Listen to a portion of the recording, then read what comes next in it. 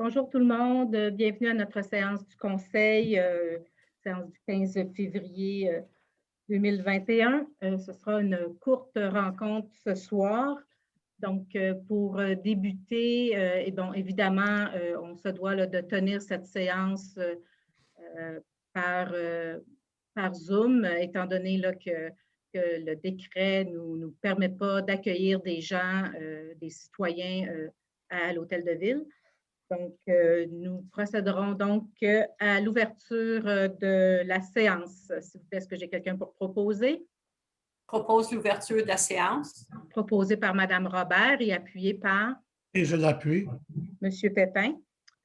Maintenant, l'adoption de l'ordre du jour avec 2 points en affaires nouvelles, point 13.1 qui consiste à la vente d'un terrain industriel dans le parc industriel sud-ouest et en 13.2, une aide financière pour Horizon pour elle.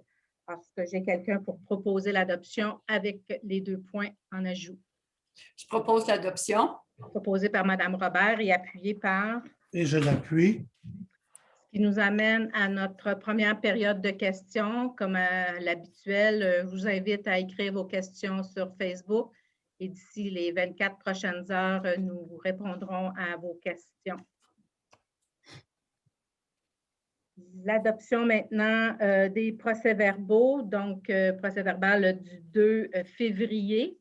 Nous avons une modification à apporter au niveau de certaines dates là, pour 2 résolutions. Alors, Mme Robert. Il est proposé d'approuver tel que rédigé le procès-verbal de la séance ordinaire du 2 février 2021 avec les corrections suivantes aux résolutions mentionnées ci-dessous. Numéro 044-02-2021, de remplacer la date du 15 février 2021 par 8 février 2021.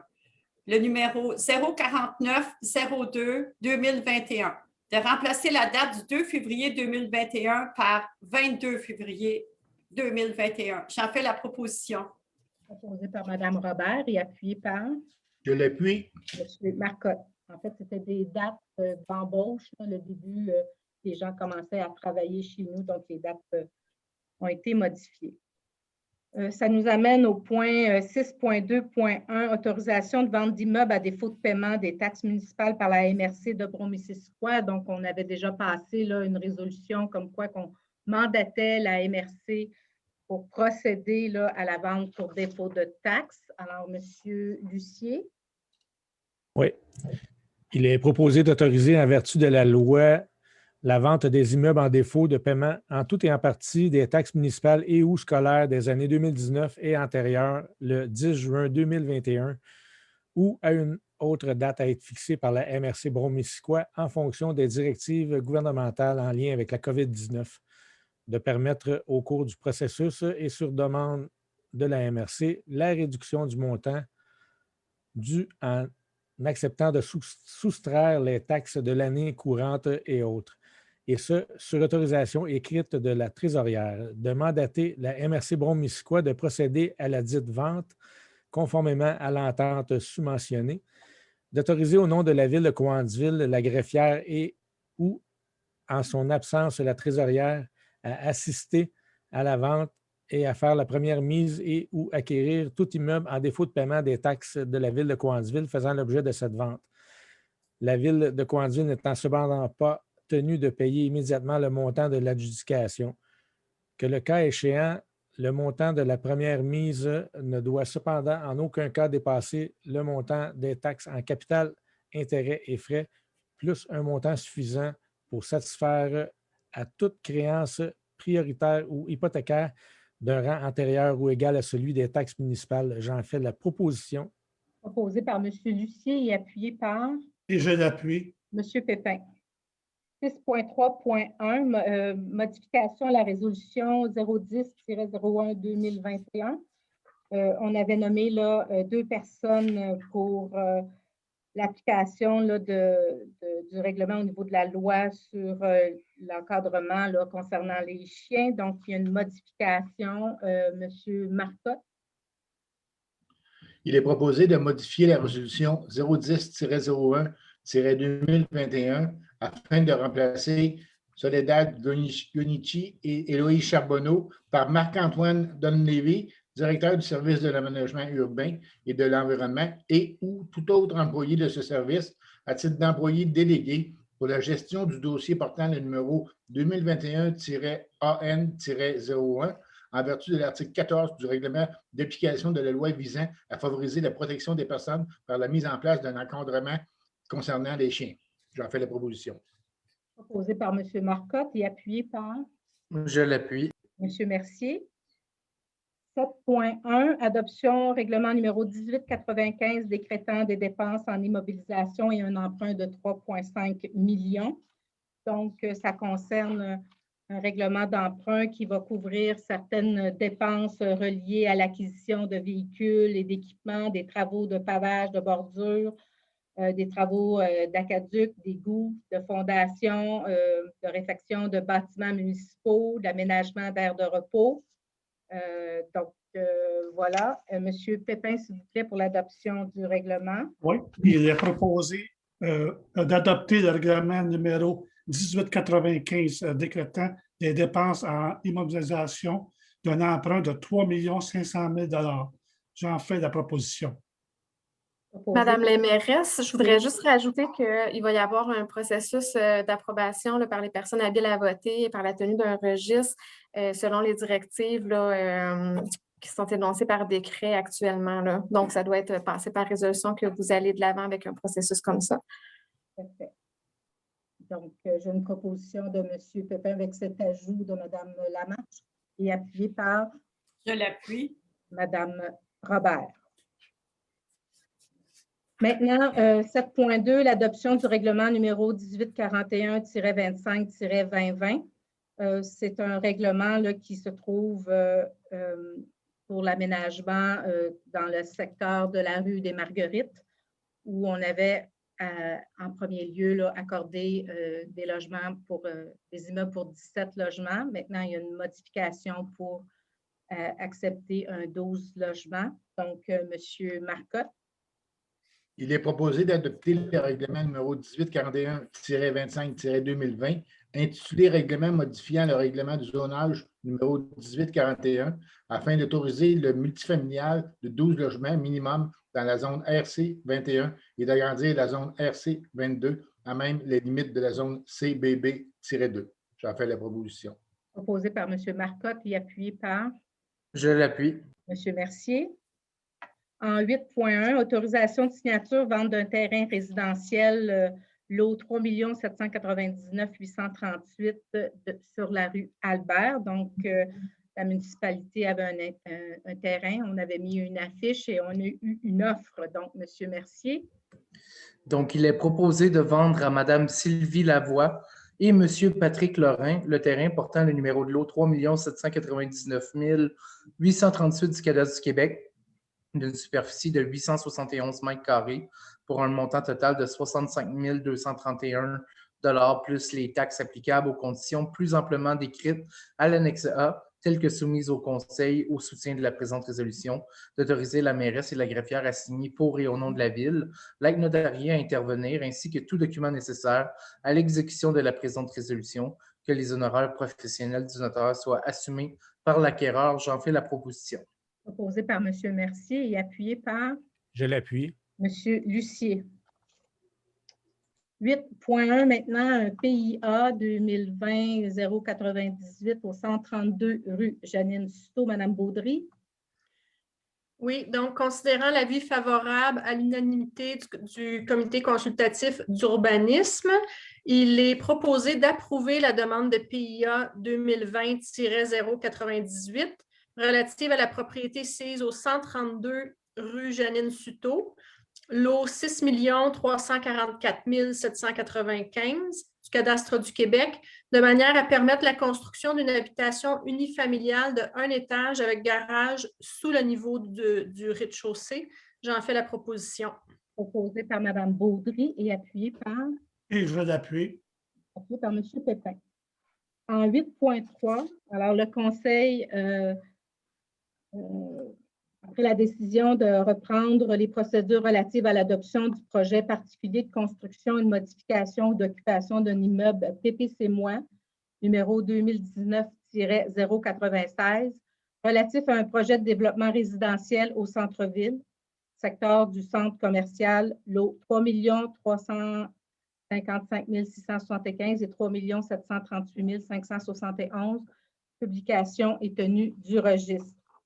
Donc, considérant qu'un projet de développement résidentiel et commercial dans le secteur du centre-ville et du centre d'achat a été déposé à la Ville, considérant que le projet vise, entre autres, la construction d'immeubles résidentiels d'une hauteur maximale de 10 étages sur le terrain occupé par le centre d'achat, considérant que la Ville considère que le projet tel que présenté vient revitaliser le secteur central de la Ville, considérant que le projet présente certains éléments non conformes au règlement de zonage en vigueur, notamment en ce qui concerne les hauteurs maximales autorisées et que la Ville croit qu'il est d'intérêt de l'approuver.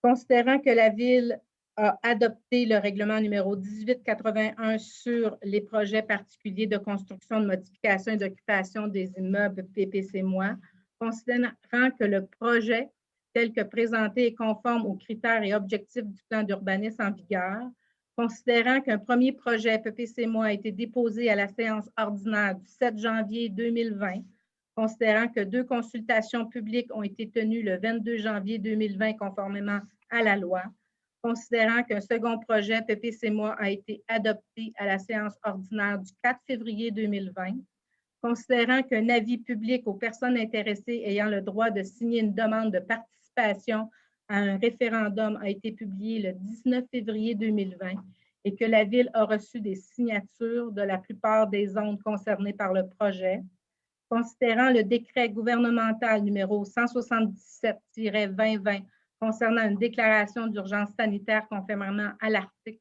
118 de la loi sur la santé publique en date du 13 mars 2020, considérant que le décret 177-2020 ordonnait la fermeture des établissements d'enseignement et de tout autre lieu de rassemblement et qu'en conséquence, la Ville ne pouvait tenir la publication d'un registre à l'hôtel de Ville en lien avec le présent projet PPC-moi, considérant l'arrêté numéro 2020-033 de la ministre de la Santé et des Services sociaux en date du 7 mai 2020, considérant que l'arrêté numéro 2020-033 stipule que toute procédure référendaire soit suspendue, sauf si le Conseil en décide autrement, auquel cas, elle doit se dérouler en apportant toute adaptation nécessaire afin d'empêcher le déplacement et le rassemblement de citoyens. Considérant que la Ville tiendra la procédure d'enregistrement des personnes habiles à voter en lien avec le projet PPC-moi numéro 2019-096 et que cette procédure se tiendra sur une durée de 15 jours conformément à l'arrêté ministériel numéro 2020-033, considérant qu'un avis public sera publié minimalement sur le site Internet et le journal Le Guide dans son édition du 24 février 2021. Donc, est-ce que j'ai quelqu'un pour proposer? Oui, il est proposé que la Ville reprenne les procédures d'adoption relativement au projet de résolution du projet particulier de construction et de modification ou d'occupation d'un immeuble numéro 2019-096 relative à un projet de développement résidentiel au centre-ville, secteur du centre commercial, lot 3 355 675 et 3 738 571. Et que la Ville publie un avis public sur son site Internet et dans le journal Le Guide de son édition du 24 février 2021 relativement à l'enregistrement des personnes habiles à voter pour le projet PPC-moi numéro 2019-096. J'en fais la proposition. Proposé par M. Lucier et appuyé par Je l'appuie. M. Marcotte. Ça nous amène au point 13.1, affaires nouvelles, vente de terrain. Donc, les propriétaires de l'entreprise Fumoir Gosselin et Construction Athéna désirent faire l'acquisition des lots 6 415 372 et 6 415 373 sur la rue Israël Boucher, aux fins de construction de 2 bâtiments industriels. Donc, une évaluation sommaire a été faite et le coût d'acquisition serait de 1,10 $ le pied carré au coût de 402 857,97 $. Donc, considérant là, que GD Immobilier Incorporé a déposé une offre d'achat sur le terrain industriel, soit le terrain identifié comme le lot 4 878 667, donc du cadastre du Québec, au coût de 1,10 $ le pied carré pour un total de 366 234,5 pieds carrés. Donc, est-ce que j'ai quelqu'un pour proposer? J'en fais la proposition. Je l'appuie. Donc, proposé par M. Mercier, appuyé par Mme Baudry. En 13.2, maintenant, c'est une aide financière une aide financière là, qui est accordée à l'organisme Horizon pour elle pour procéder, là, qui procède présentement là, à la construction d'un bâtiment. Donc, considérant une résolution autorisant une aide financière à l'organisme Horizon pour elle relative au prolongement d'un réseau électrique triphasé en arrière-lot. Donc, il est proposé là, d'accorder une aide financière supplémentaire de 3 500 $ à l'organisme Horizon pour elle dans le cadre du prolongement du réseau électrique en arrière-lot pour la propriété du 3 356 566. Est-ce que j'ai quelqu'un pour en faire la proposition? J'en fais la proposition. J'en fais la proposition. Proposé par Mme Robert et appuyé par? Je l'appuie. Appuyé par Mme Baudry. Donc, nous avons reçu en dépôt de documents le procès-verbal de la séance ordinaire du conseil d'administration de la Régie aéroportuaire régionale des cantons de l'Est du 17 novembre 2020. Ce qui nous amène à la deuxième période de questions. Donc, je vous invite à acheminer vos questions comme habituel pour qu'on pourra répondre d'ici 24 heures. Alors, ce qui complète notre séance du conseil. Est-ce que j'ai quelqu'un pour proposer la levée? Je propose la levée de l'Assemblée. Proposé par Mme Robert et appuyé par? Et je l'appuie. Appuyé par M. Pépin. Merci. Bonne soirée.